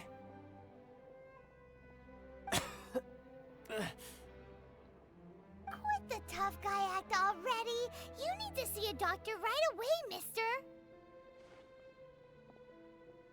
A fine suggestion, but first, I have a little something for Tooser. Please give it to him on my behalf. Huh? Is this a Mr. Cyclops action figure? Indeed. I had made it to order by a smith some time back. I had intended to give it to him on my return to Snezhnaya, but it seems that it would make a better souvenir at this point. Geh raus, komm. Wir machen das. Wow. Now that Paimon thinks about it, Child's family are really lucky to have him, aren't they? I'll also need you to explain my abrupt departure to Tusser. You'll help me out, won't you? Ein Indianer-Ehrenwort hält man sein ganzes Leben. The cold will kill the pinky that once betrayed your friend. The frost will freeze your tongue off so you never lie again. Ah, that nursery rhyme brings back so many delightful memories. Tusser taught you that one, did he? Geh in Frieden. All right. Thank you.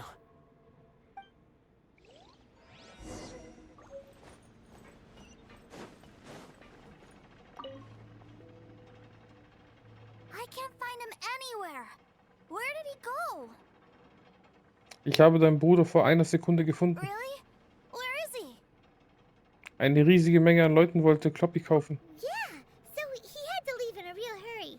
He didn't abandon you here on purpose. Oh, that's great. But still, I was kind of hoping we could play here a little longer. Dies ist für dich von deinem Bruder. Wow, look at this! I never knew that they made Mr. Cyclopses in this size. Look, it even has my name on it.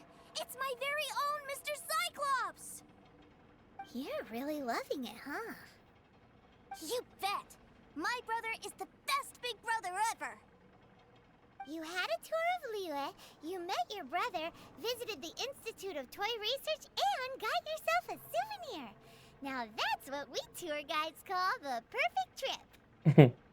Do you think you're ready to head back to Snezhnaya now? Don't worry. I know I can't get my way all the time. That'd just be annoying for everyone else. Ach ja, das war jetzt bis jetzt nicht so anstrengend, ne? So, let's go.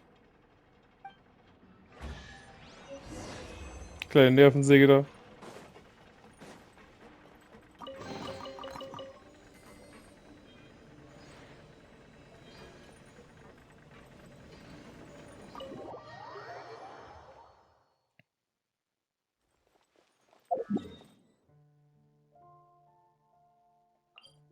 Müssen wir wieder in die Bank des Nordens oder was? Sieht's so aus?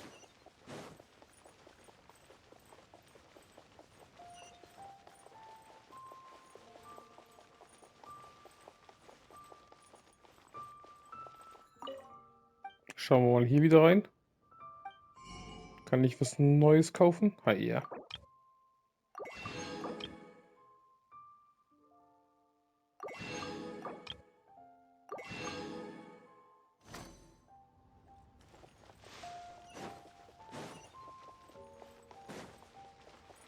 Alrani.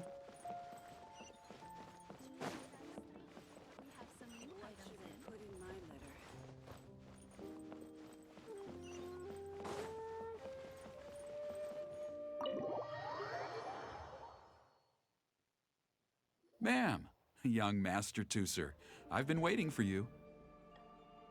Did Child send you? That's correct. Master Child instructed me to arrange for young Master Tusser's return trip. Please, come this way. Who are you?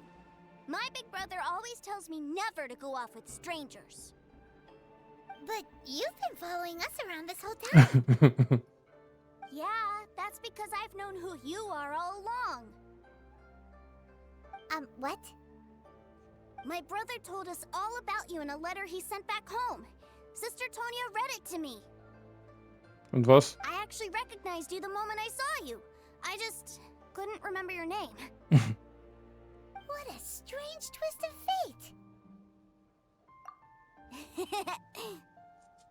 Young Master Tusser, the boat to Snezhnaya will dock soon. We'd best prepare for boarding. Gee, time really flies when you're having fun.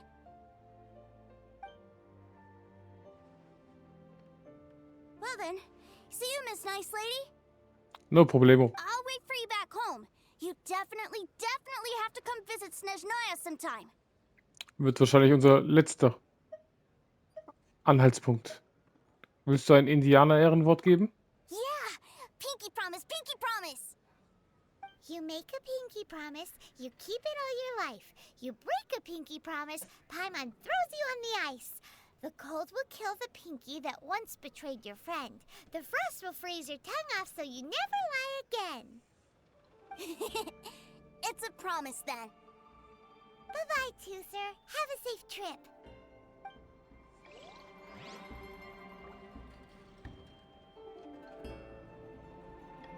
Hey,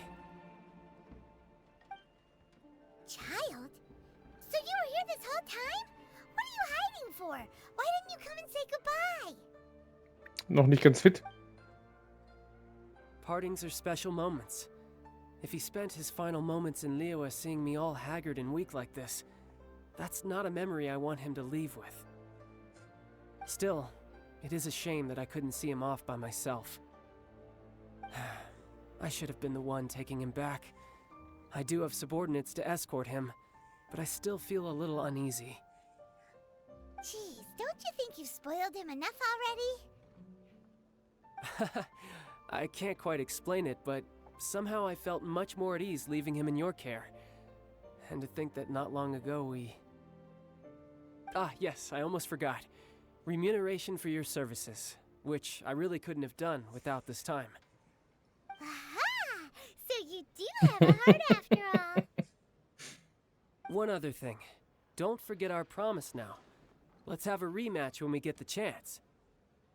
This time, with my honor as a harbinger on the line. Ich freue mich darauf. You best go rest up first. Don't come crying to us when you lose all over again. Regardless of who wins or loses our next bout, I'd also like to invite you over to my home. I'll introduce you to my other siblings, Tonya and Anthon. They're great kids, and I'm very proud of them both. We'll take you up on that offer.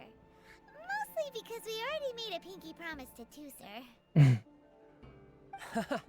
I'm sure that he'll be very excited to see you too. Well, that settles it. I'm looking forward to it. Now, farewell, my friends, till we meet again in Snezhnaya. Nicht ganz. Oder? Doch? Ja, klar. Wir treffen ihn früher sogar. Kloppis Aufbruch geschafft. Wunderschön. Hartes Stück Arbeit. Aber den habe ich schon genommen. Hier war auch immer eine Kiste. Ah, stimmt, da war noch Geld drin. Habe ich schon ganz vergessen. Erstmal gehen wir heilen. Da. The fireworks are gonna get soaked. Let's find shelter quick. We're not going to make it. Wie viel haben wir? Fast noch mal 1 bekommen. Das heißt, es fehlen noch 2 ungefähr.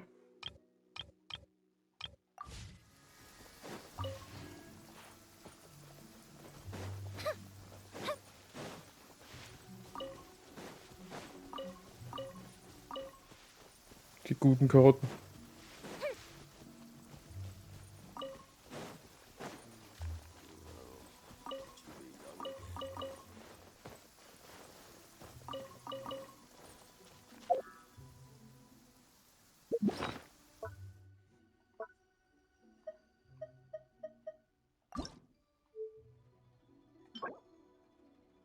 Montag.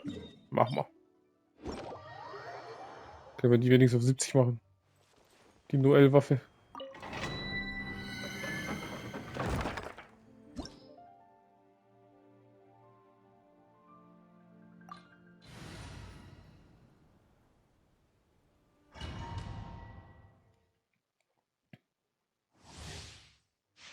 Elektro kriegen wir hin. Are you here to play with me? Let me amuse myself a little. Hey. Propagate! Yeah! Leave it all to me.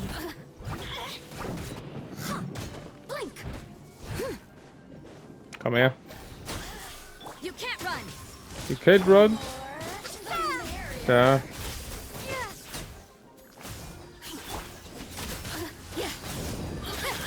Punishment. Da. Schön drauf, genau. Wo ist die schon wieder? Fire hazard. Oh, now you've got me worked up. Komm her. Oh Mann. Ich hätte sie fast.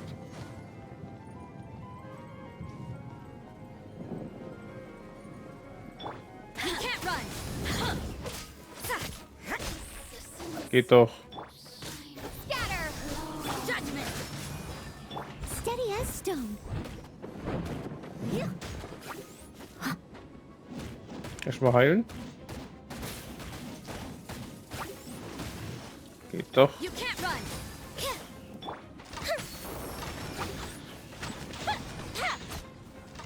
Kurzen Prozess hier machen. Ah, die kommt schon.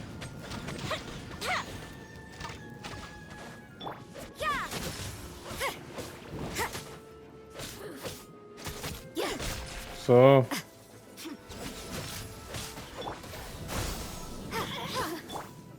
Leave it all to me. Fuse is lit.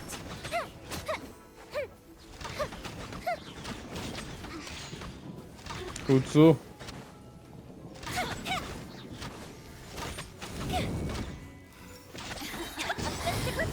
Boom.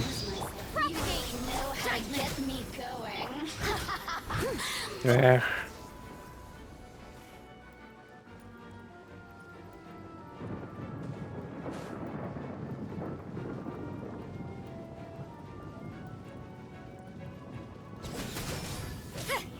Da.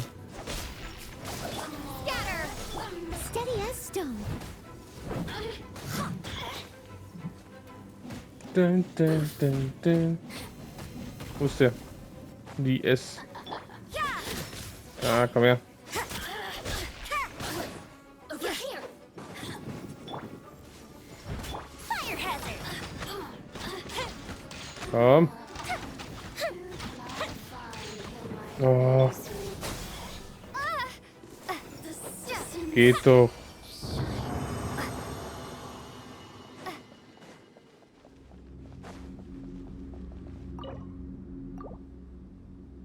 Komm, direkt drei. Drei Lila, komm. Ein Lila. Ey. Hab ich schon. Direkt. So muss immer laufen. Nein. So, ein bisschen heilen.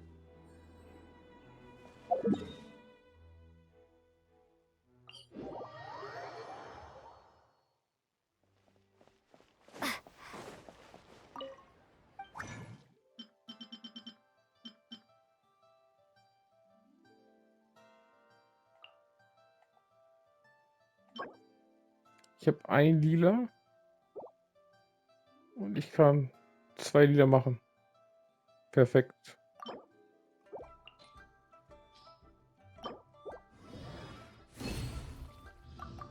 Ich glaube, ich konnte schon davor alles machen. Egal.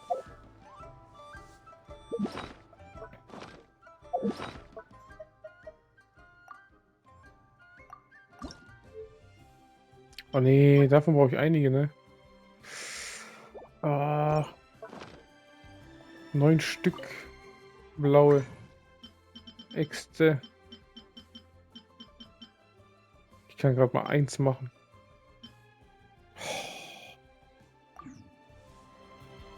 Ein paar Schuldeneintreiber.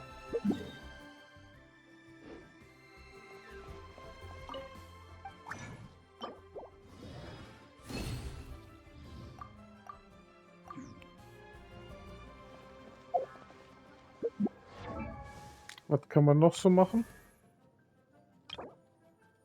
Da brauche ich Walbeeren. Gehen wir mal kurz welche sammeln. Vielleicht schaffen wir irgendjemanden heute.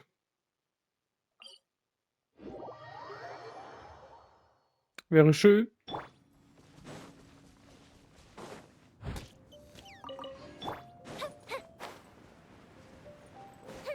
Du, du, du, du.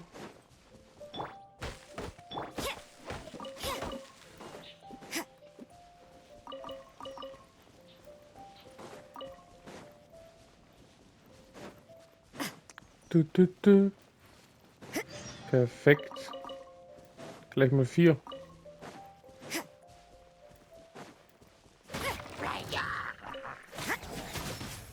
fuse is lit.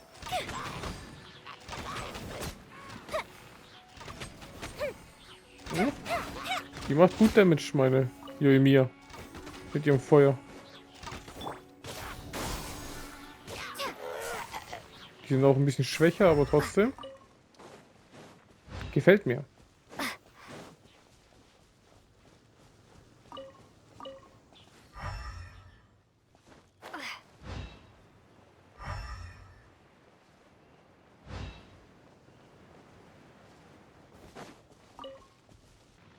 You can't run.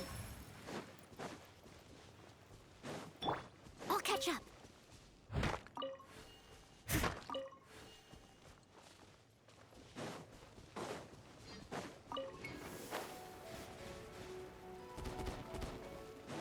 Da, ich sehe ein. Perfekt.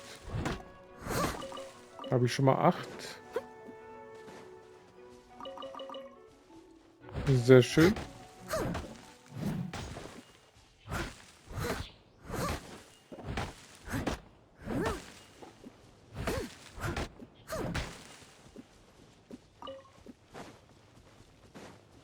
Perfekt. 12. Wieso läuft nicht immer so, hä?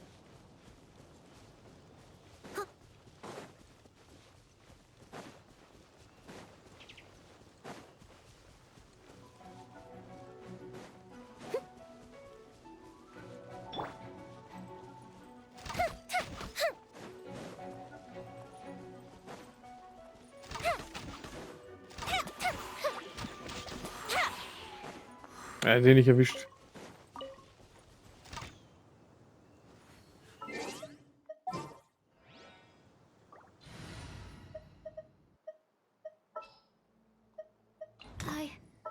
I can do it.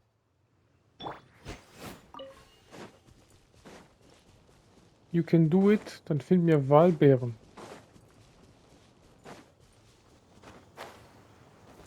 Oh, eine Kiste.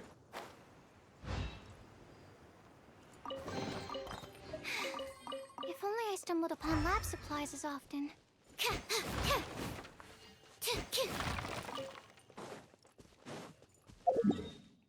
Ey, bis nach oben. Ich habe nicht gedacht, dass wir so weit nach unten abgedriftet sind. Aber trotzdem haben wir eine gute Anzahl an Walbeeren bekommen. Nicht schlecht.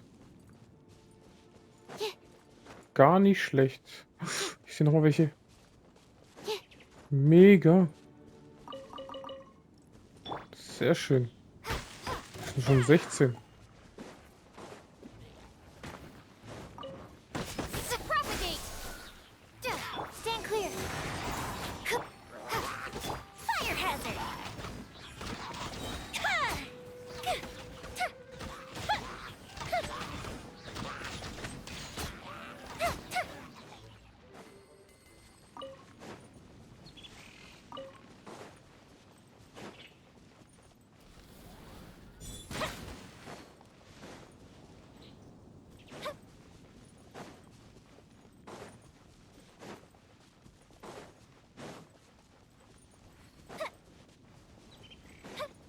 Komm schon, ein paar Walbeeren.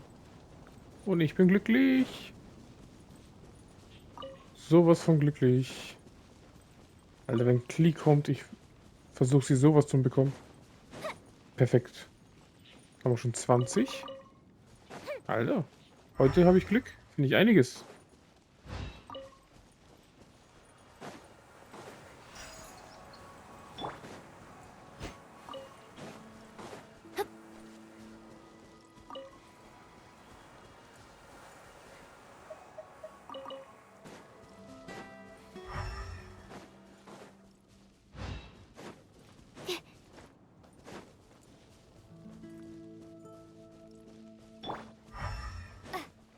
Ja, die habe ich schon vorne erwischt.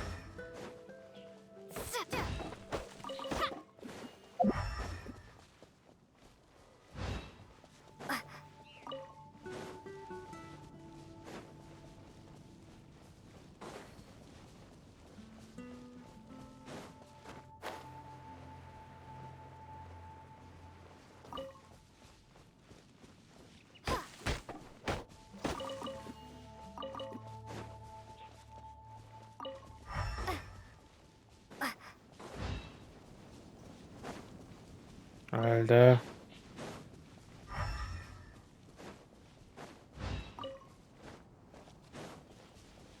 Nicht mehr viel. Ich brauche nur noch ein paar Wahlbeeren. Komm schon.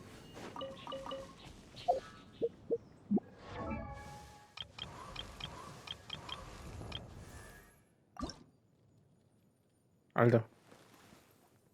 Noch 8. Das heißt 2 Sträucher, Alter. 2 Sträucher. Und ich bin überglücklich.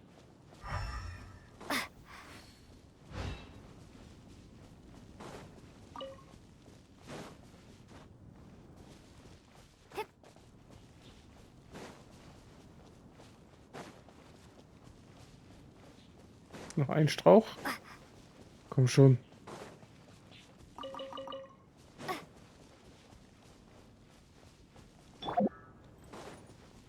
Irgendwo beim Ding waren noch welche, oder?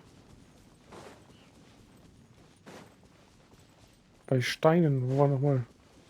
Der Teleport mit Steinen. Das ist die wichtigste Frage.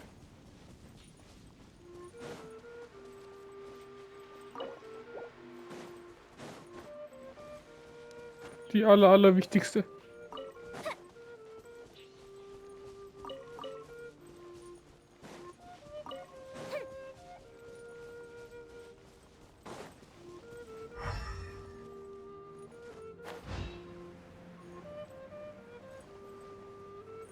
Oh. Eine gute Kiste.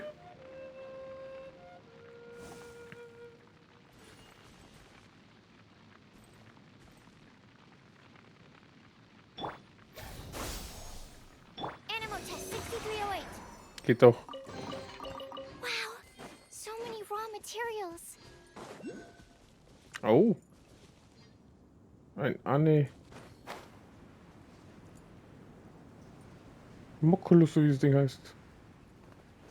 Anemiko Kokolu. Ach, keine Ahnung. Ganz alleine. Vielen Dank. Wenn man so lang genug sucht, findet man alles.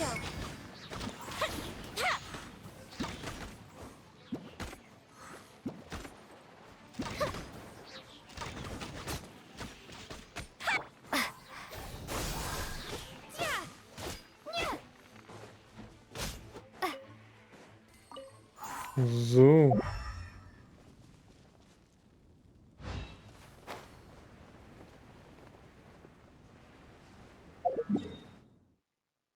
Dann war es hier wahrscheinlich, oder?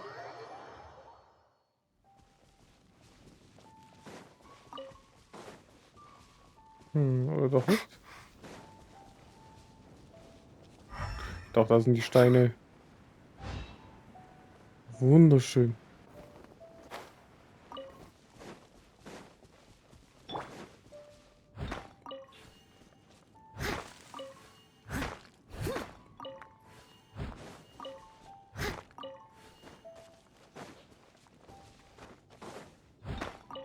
Someone needs assistance. Ah, perfekt. So lobe ich es mir doch.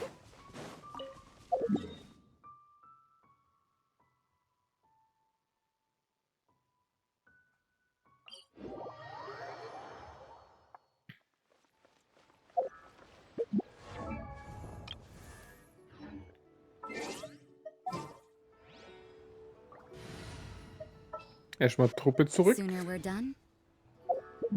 Und jetzt meine Rosaria. Ich brauche 4 solche Eisdinger. Lilane. Und 6 blaue Wappen. Komm schon. Ich kann 7 machen. Perfekt. Einmal. Jetzt noch die Wappen. Nur 2. Perfekt. Wie viel habe ich? 8. Das heißt, mit einem habe ich 3. Brauche ich 10. Easy.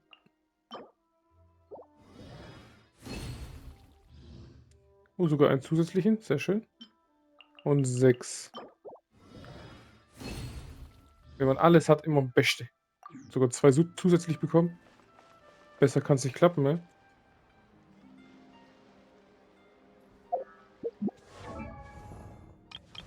Da. Aufstieg. Yes. Oh, wunderschön. Jetzt auf 80. Boom. Wunderschön. Gleich verbessert, meine Dame. So. Und jetzt 20, 6, 60. Oh. Der harte Kampf des Auflevelns. Fehlt nur noch Noel. Oh, ich habe mir schon 2100 Angriff. Nicht schlecht. 1900, 1900. Ich glaube, ich hatte mit Euler 3,5 oder fast 4. Fast doppelt so viel. Aber ich habe die so auf alle die besten Sachen, was Angriff macht, ihr gegeben. Und da war sie ein Biest. Meine Euler. So. Jetzt müsste ich wieder da rein können. Ey, perfekt. Perfekt. Ich muss immer aufpassen, dass ich nicht außerdem immer die ganzen Quests annehme. Wunderschön.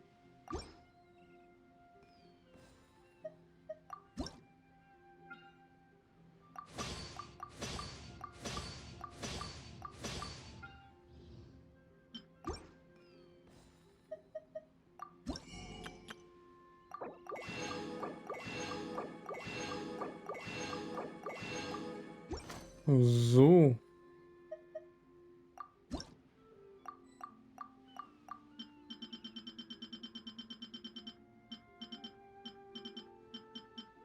Einmal. Zweimal. Dreimal.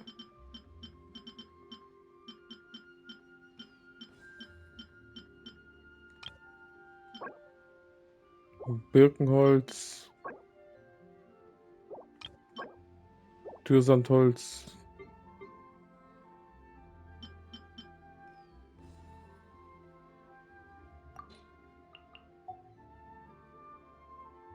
Machen wir voll egal.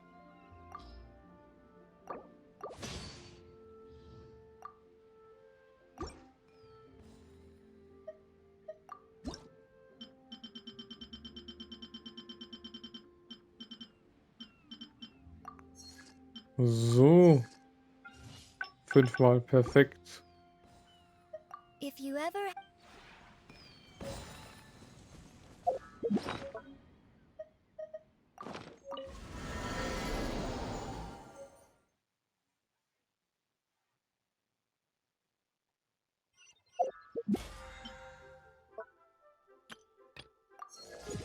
Easy. Wunderschön. So. Aber Leute, ich würde mal sagen, das war's für heute. Danke fürs Zuschauen. Hier war Robi von Erz Production. Und das war Genshin Impact Part 77. Hoffe, es hat euch gefallen. Subscribe, kommentiert. Und bis zum nächsten Mal. Bye bye und ciao.